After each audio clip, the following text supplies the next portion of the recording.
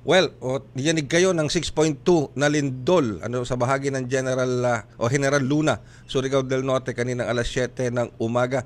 So, how is the situation there? Ano po ang assessment po ninyo, Ginoong Gomez?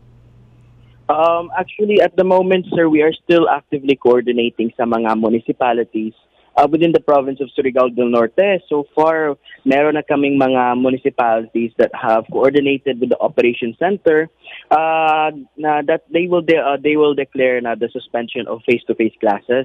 Mag-shift na sila to modular learning if possible. Pero yung mas affected talaga po, I see yung municipality ng General Luna sa Siargao Island. Kasi yung epicenter is only 13 kilometers away from General Luna.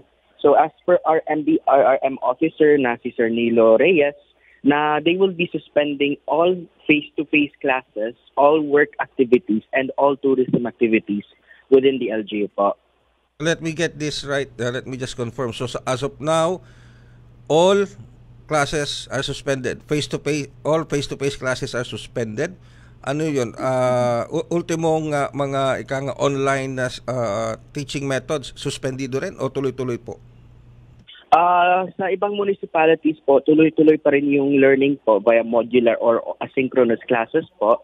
Pero yung sa General Luna talaga po, lahat talaga suspended, kahit modular wala.